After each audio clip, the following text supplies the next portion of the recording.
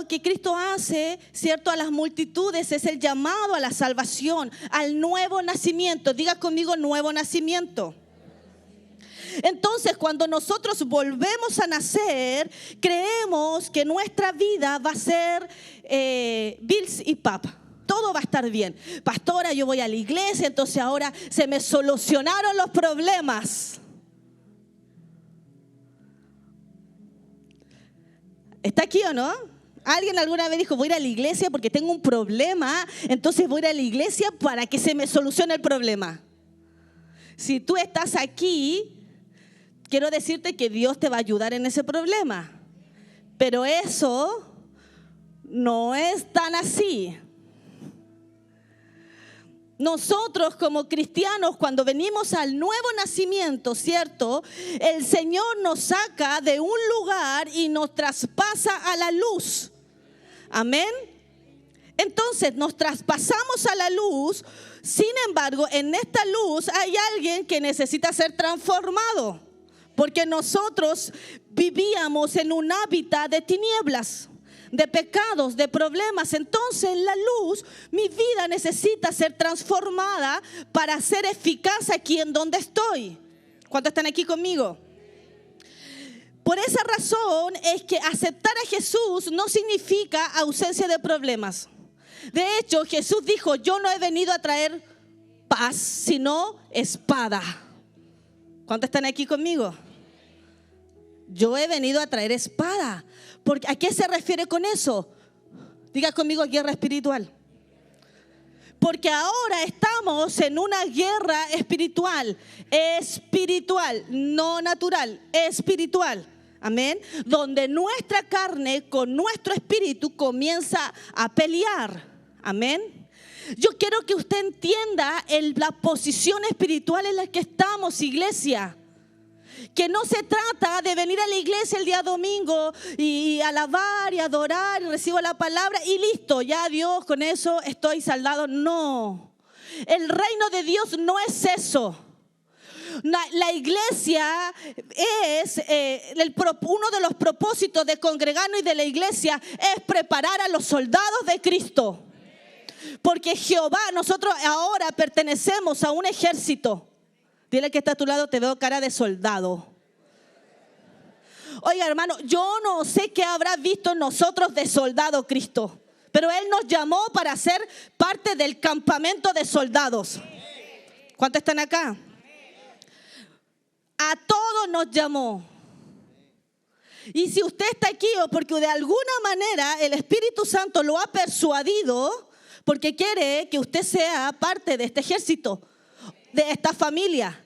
Mire, usted ha conocido que a veces el papá es médico, los hijos son médicos y hay como una familia como que se va heredando. Bueno, esta familia es una familia de soldados, porque nuestro Padre es el general, Él es el jefe, Él es un estratega, Él es un militar espiritual y eso lo dice la Biblia. Amén.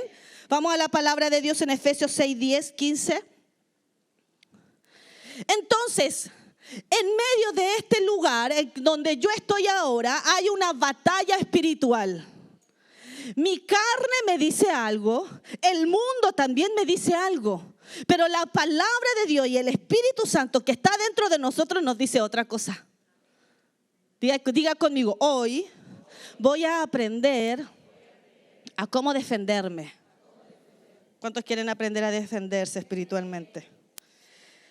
No sé si está Efesios 6, ¿pasaste? Sí, Efesios 6 del 10 al 15. Y vamos a hablar rápidamente sobre tácticas para hacer que el diablo huya. Amén. ¿Está aquí conmigo? Bueno, dice la palabra de Dios en Efesios 6 del 10 al 15. Voy a leer una versión actual del lenguaje actual.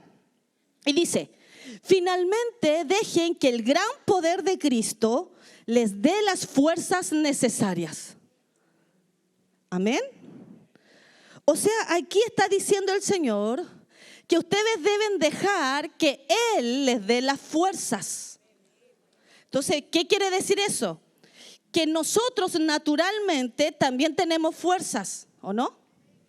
Pero aquí la palabra nos dice, deja que Cristo, que Él te dé las fuerzas necesarias. ¿Para qué? Dice, protéjanse con la armadura que Dios les ha dado, así podrán resistir los ataques del diablo. Ay, pastora, me dio miedo la palabra. Dile al que está a tu lado, el diablo, nómbralo, dile, el diablo ya fue vencido. El tema es que usted tiene que hacérselo saber. Tenemos que hacérselo dar a conocer siempre. Amén. Entonces, hay una batalla espiritual en el mundo espiritual. Y entonces el Señor nos está diciendo, es necesario que te pongas la armadura. Así podrás resistir los ataques del diablo. Amén. O sea, hay ataques, sí. El ataque no viene de la vecina, de tu suegra, de tu esposa, de tu esposo. No, hermano. Los ataques espirituales provienen ¿de quién? ¿De quién? Diablo. No es Dios probándote. Ahí está la prueba de Dios. No, hermano. Amén. Es un ataque. Amén. Porque no luchamos contra gente como nosotros, sino contra espíritus malvados que actúan en el cielo. Ellos imponen su autoridad y su poder en el mundo actual. Por lo tanto, protéjanse con la armadura completa. Así cuando llegue el día malo podrán resistir los ataques del enemigo y se mantendrán firmes hasta el fin. Y dice, manténganse alerta. Amén. ¿Está ahí? Eso. Con exclamación. Amén. Amén. Dice, manténganse como. Hermano, mire, ¿usted ha visto alguna vez o sea, lo vemos en las películas, porque no lo hemos visto así presencialmente? Vemos en las películas, ¿cierto? Los batallones cuando van a la guerra y se ponen ahí, se camuflan, ¿cierto? Y están, ¿cómo están? Alertas, porque saben que tienen un enemigo. Saben que tienen un enemigo y que ese enemigo en cualquier momento ataca. Entonces están a la alerta. Dile al que está a tu lado, debes estar alerta. El problema es que los cristianos viven como que si vivíamos como si estuviésemos en el mundo de Bilsipap. Entonces el diablo nos ataca por todos lados. Y nosotros nos autoconvencemos diciéndonos es que este es Dios, la prueba de Dios. Entonces el diablo nos ataca a la familia, nos ataca en el trabajo, nos ataca en las finanzas, nos ataca en las casas de paz, nos ataca en el liderazgo, nos ataca porque no estás alerta. Estás sirviendo a Dios, estás predicando en una casa de paz sin estar alerta. Debes estar alerta espiritualmente. Estar alerta significa estar preparado, tener la estrategia 1, estrategia 2, ¿qué pasa si viene por acá? ¿Qué pasa si me ataca en las finanzas? ¿Qué pasa si me ataca la familia? Tengo un plan, diga conmigo un plan. Dice, así que cuando llegue el día malo podrán resistir los ataques del enemigo y se mantendrán firmes hasta el fin. Manténganse alerta, dice el Señor.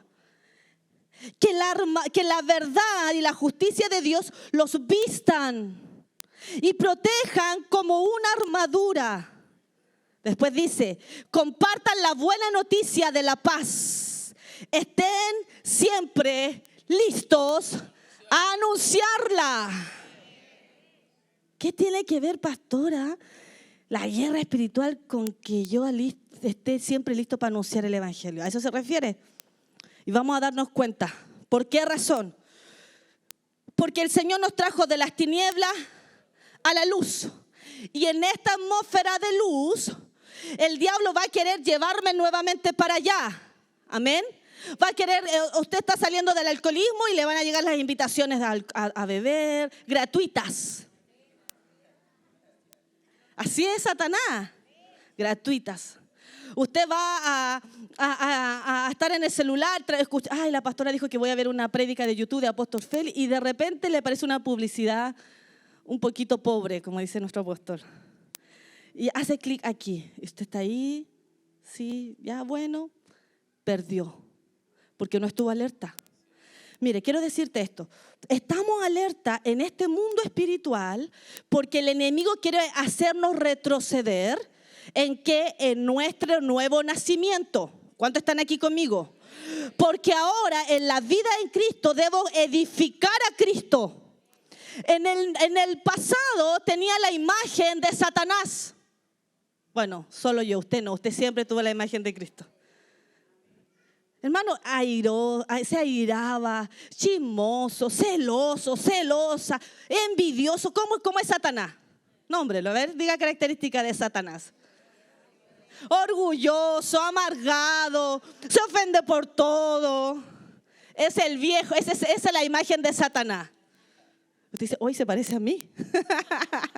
Así éramos en el pasado y algunas cosas todavía las tenemos. Todavía tengo, quizás usted puede decir, pastora, todavía tengo falta de perdón, me cuesta lidiar con mi carácter, me cuesta lidiar con la amabilidad. O sea, todavía hay imagen del viejo hombre, ¿cierto? Entonces estamos aquí ahora en el nuevo nacimiento en donde yo debo comenzar a tener la imagen ¿de quién? De Cristo.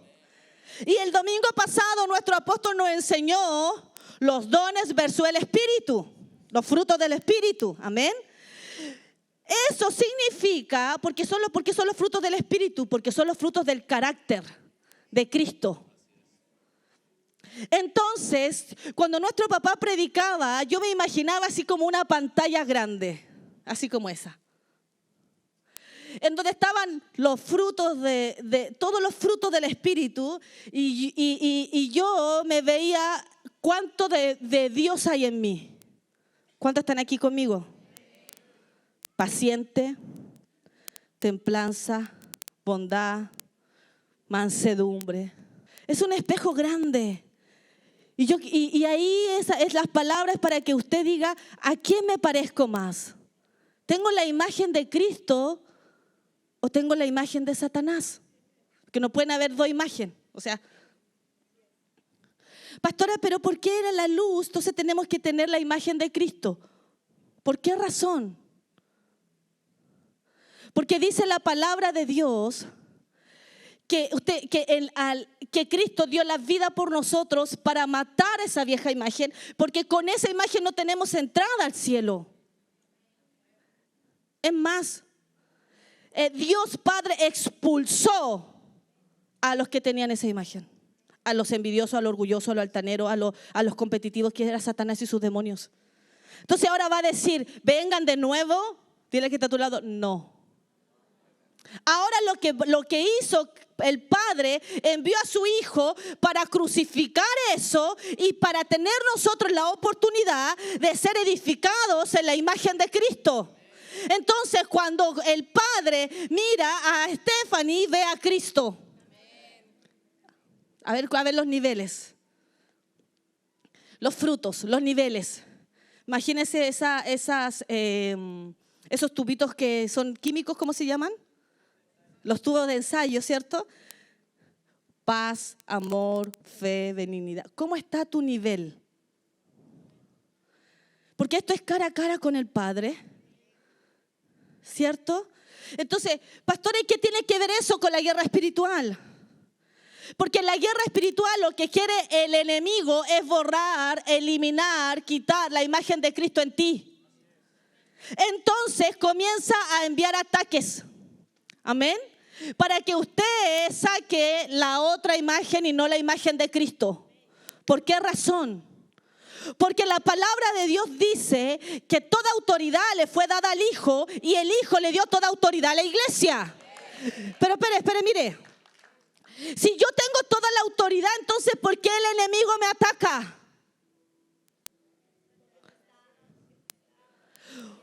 Porque el enemigo, Satanás, tiene la autoridad que la iglesia le da. 4, debemos pelear desde la posición de victoria.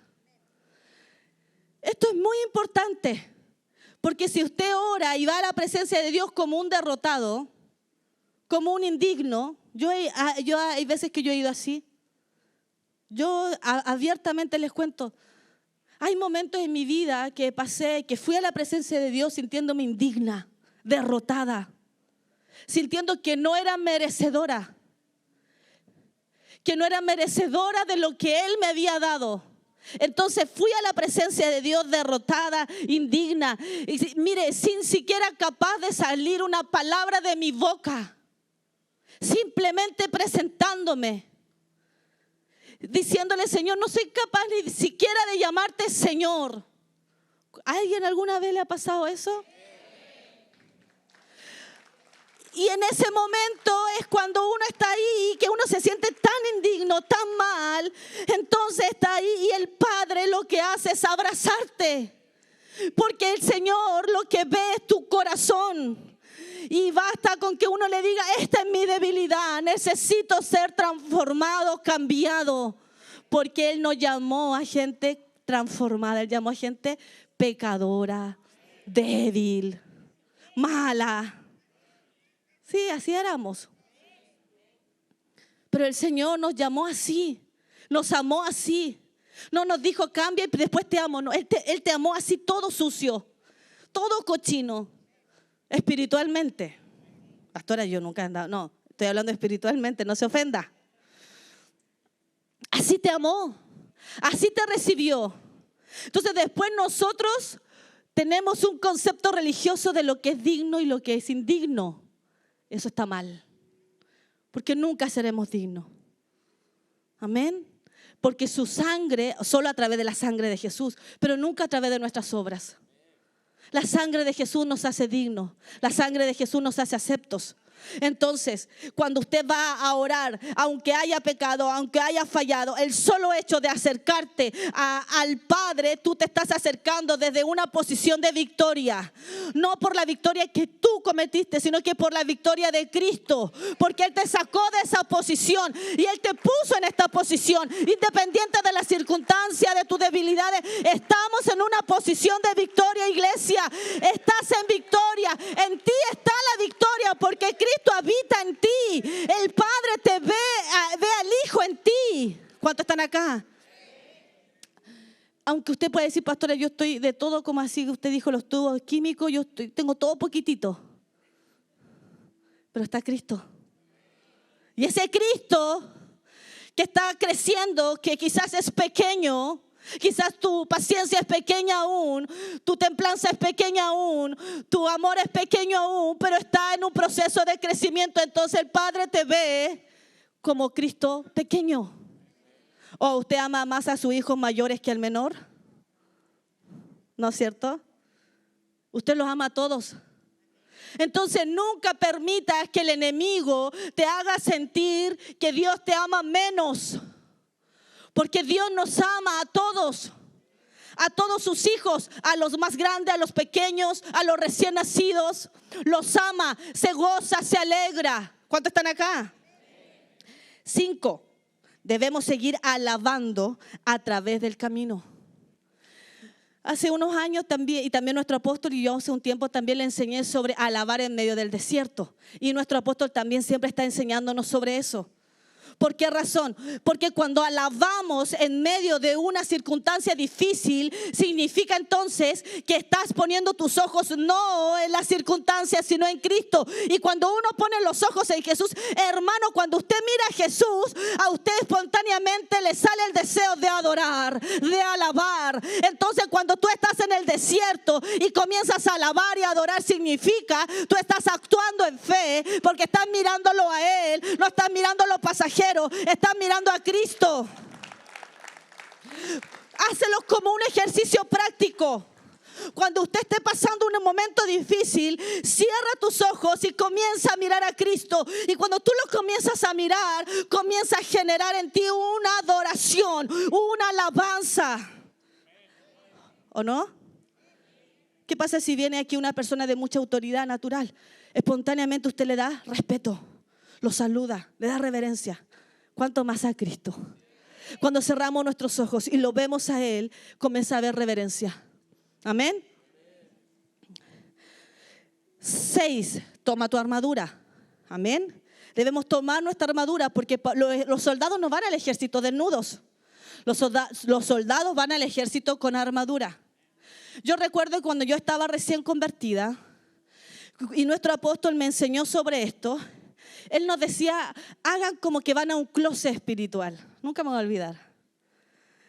Y antes de salir de su casa, de hacer lo que sea, así como ustedes van al closet a sacar ropa y a vestirse, vayan al closet espiritual y pónganse, me coloco el yelmo de la salvación, la coraza de justicia, el cinto de la verdad que es el cinturón, me coloco las sandalias del evangelio, tomo la espada, tomo el escudo y me voy. Porque tenemos que tener dos vestimentas, la natural y la espiritual. Entonces, yo comencé a hacer eso. Hermano, mire, era nueva creyente, pero aprendí a obedecer a mi pastor, porque yo quería ser bendecida y quería conocer a Cristo. Entonces eso me generó que todos los días yo empezaba, me coloco el yelmo de la salvación, aunque yo decía que no sé qué estoy haciendo, pero bueno, si el pastor dijo, yo lo voy a hacer.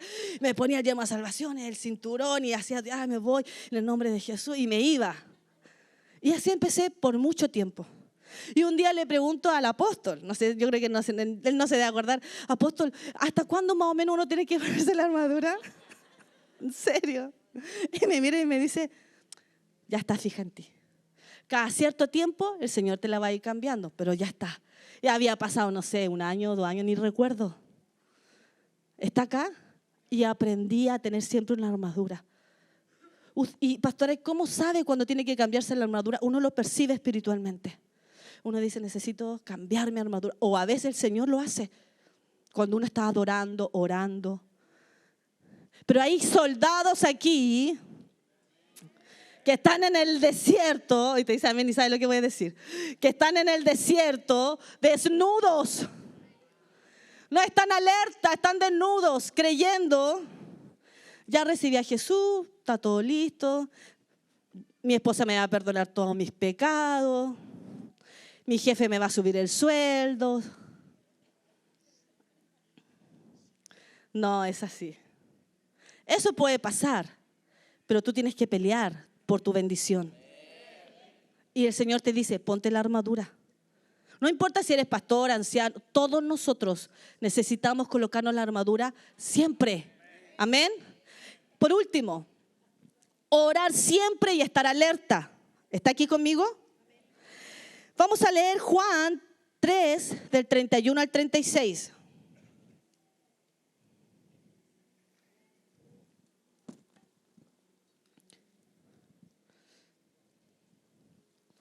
El Hijo de Dios viene del cielo y es más importante que todos, ¿o no es así?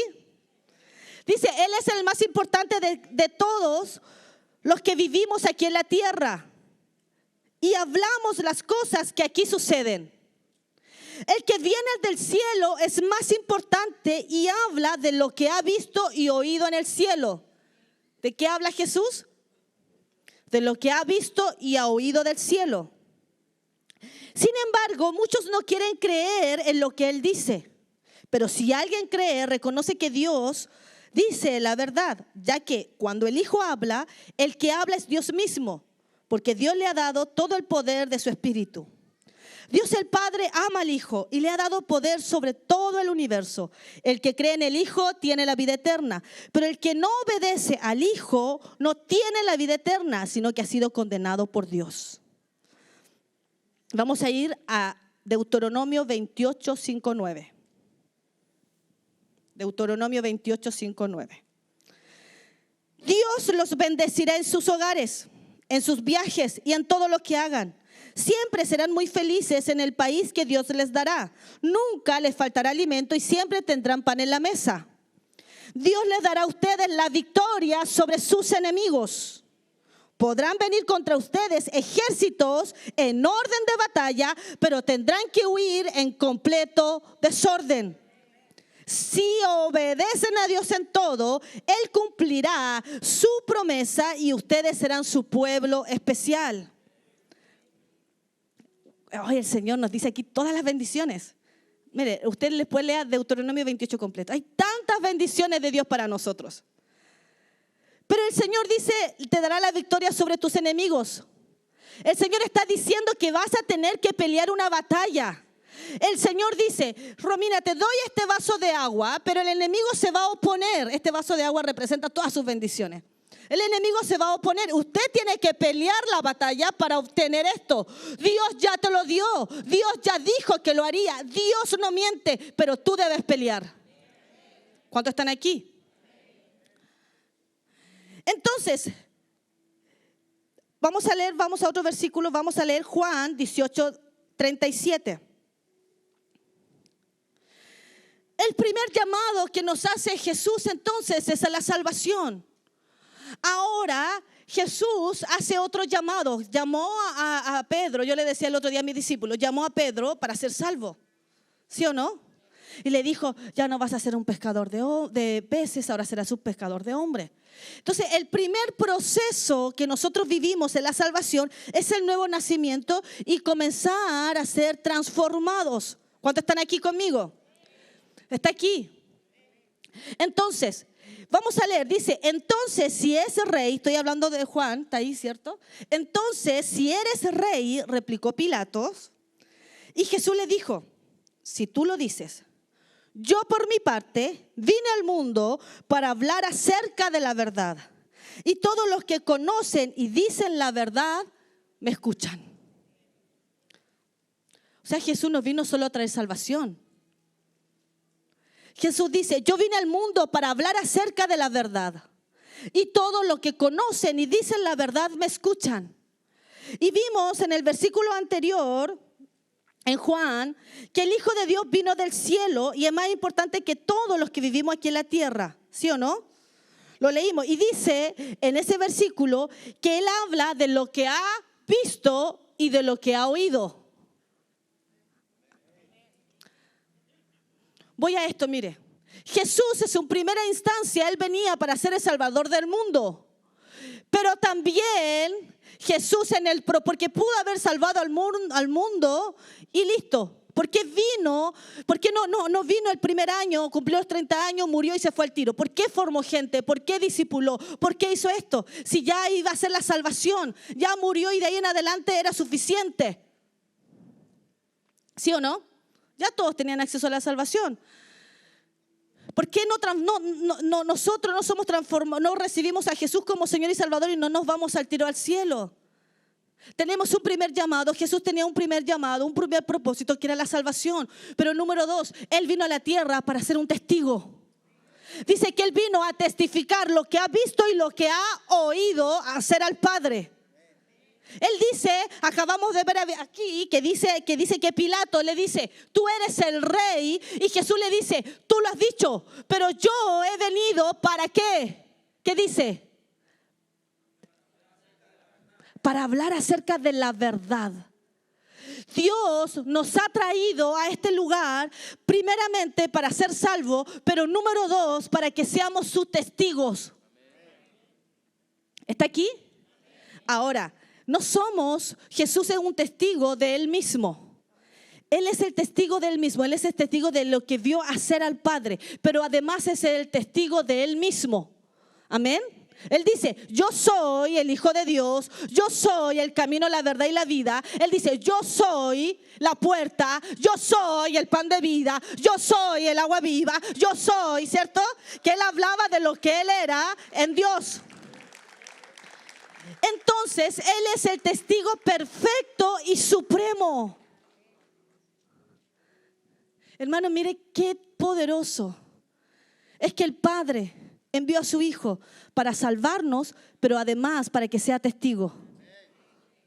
Y número 2, Dios nos llama a nosotros a recibir esa salvación, pero para hacer la continuidad de ser testigos. ¿Cuántos están aquí conmigo? Vamos a la palabra. Vamos a leer Juan 5, 31 al 37. Hermano, mire, Jesús, el testimonio de Cristo es el testimonio definitivo. ¿Está aquí? Ese fue el último testimonio, la última revelación, amén, de un hombre. Porque desde ahí hacia adelante nosotros no testificamos de nadie más. Nosotros hacemos somos la continuidad del testimonio de Cristo. ¿Cuántos están aquí conmigo? Dile al que está a tu lado, no somos testigos de cosas nuevas. Somos testigos de Cristo. Vamos a leer Juan 5, 31 al 37. Dice, si alguno hablare bien de sí mismo, ustedes dirán que miento. Pero conozco a alguien que dirá quién soy yo y que confirmará que yo digo la verdad. Cuando ustedes enviaron mensajeros a Juan, él les dijo la verdad. Cuando ustedes enviaron mensajeros a Juan, él les dijo la verdad. Las enseñanzas de Juan fueron como una lámpara encendida en la oscuridad. Y por un tiempo ustedes se alegraron de escucharlas. A mí me encanta este versículo. Dice, pero yo no necesito que nadie hable bien de mí. Si he mencionado a Juan, ha sido solo para que ustedes crean y Dios los salve. Yo puedo probarles que de verdad mi Padre me ha enviado. Así lo prueba todo lo que hago y ni siquiera Juan puede ser mejor testigo. Porque yo hago las cosas que mi Padre me envió a hacer. Mi Padre me ha enviado y Él también habla bien de mí. Lo que pasa es que ustedes nunca lo han oído hablar, ni lo han visto cara a cara. ¿Cuántos están aquí? Jesús está diciendo, yo soy el que habla y puedo probar que yo mismo, de mí mismo, soy testigo. ¿Cuántos están acá? El testimonio de Cristo es lo que nosotros hoy hablamos y predicamos. Pero ¿cómo voy a hablar y voy a predicar de Cristo si yo no me parezco a Cristo? Dile al que está a tu lado, Dios te dejó aquí y Dios te trae a la iglesia para que seas testimonio vivo de Cristo. Por eso es que los dones son buenos, sí, pero un don sin alguien que tenga los frutos del Espíritu es un riesgo. Por eso es que el apóstol decía, es muy bueno los dones, son muy buenos. Es muy bueno orar por los enfermos, es muy bueno echar fuera demonios, es muy bueno los dones. Mira, quiero decirte esto. Volvamos al ejército. Es muy buena esta metralleta, es la última, llega a tantos kilómetros, es muy específica. Es más, tú aprietas un botón y funciona sola. ¿Sí o no? ¡Wow! Dice. Pero si no sabes, si no tienes el conocimiento y la madurez para utilizarla, no va a servir de nada. Y va a venir el enemigo y te va a tumbar. Nosotros tenemos armas espirituales, pero si no tienes la madurez, no tienes la expertise, no tienes a Cristo creciendo dentro de ti, si no tienes la paciencia, si no tienes la templanza, si no tienes la bondad, si no tienes la benignidad, si no tienes el amor, si no tienes la fe, nada sirve. Puedes echar fuera demonios, puedes orar por los enfermos, puedes hacer, pero eso no te va a transformar. Eso no va a transformar tu vida personal. Lo único que te va a transformar en tu vida personal y va a hacer que el enemigo deje de atacarte es que tú crezcas. ¿Cuántos están aquí? Dile al que está a tu lado, yo quiero ser un hijo maduro. Un hijo maduro es aquel que es consciente del reino. Por eso es que le estoy enseñando reino versus tinieblas. Un hijo maduro es aquel que sabe todo el tiempo que tiene una conciencia espiritual, que está en el reino de la luz y que en este reino hay una batalla espiritual. Es lo primero, iglesia, que debes saber. Que hay una batalla espiritual, que el enemigo va a querer que tú no vengas mal, iglesia. Va a querer que tú hagas lo que quieras hacer con tu carne. Pero debes, a través de la palabra y a través de la fe, ir creciendo espiritualmente. ¿Cuántos dicen amén? Dile al que está a tu lado, no, mejor no. Le iba a decir, te veo estancado, pero mejor no. ¿Cuántos de aquí muchas veces se han sentido estancados?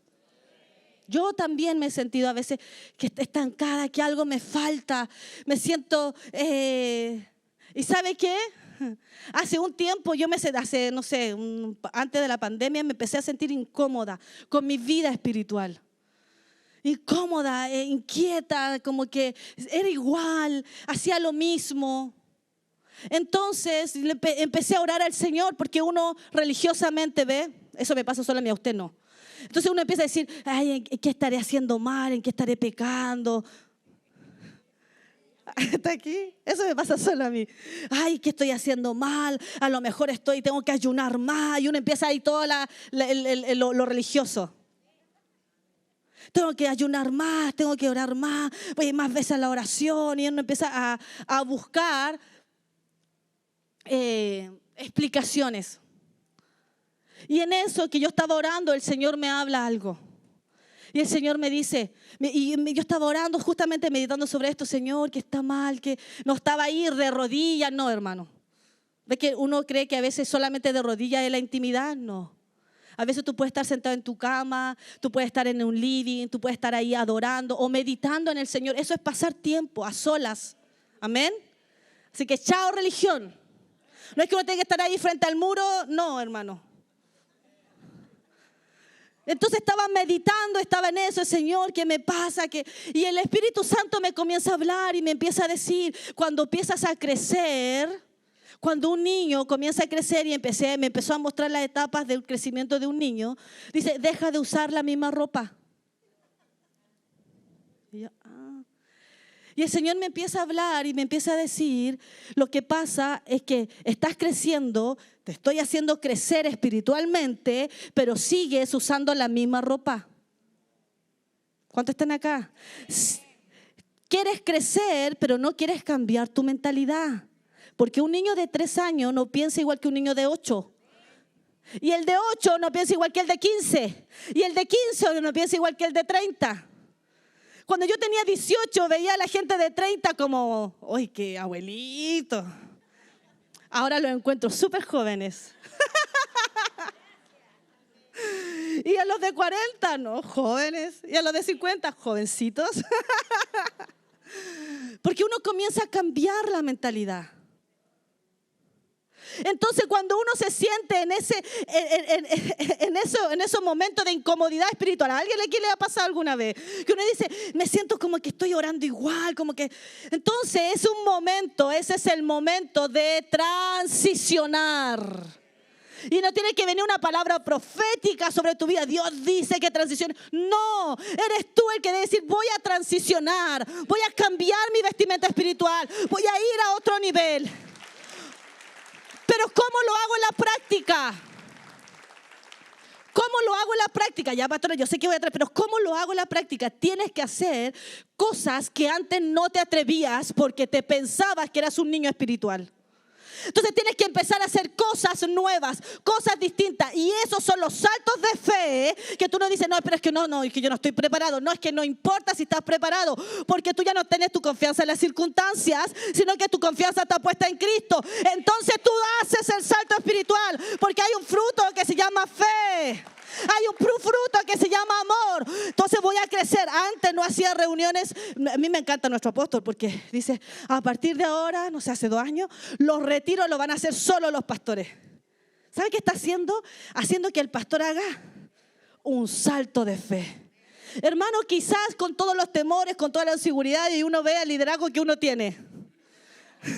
Al equipo. Yo no con ustedes, yo a ustedes los veo así. Hermano dice, wow, ¿y a quién le doy esta palabra? ¿Y a quién le doy esta? ¿Y a quién le doy esta? Es que yo no puedo predicar todo el retiro. Y uno empieza, pero ahí donde uno dice, fe y amor.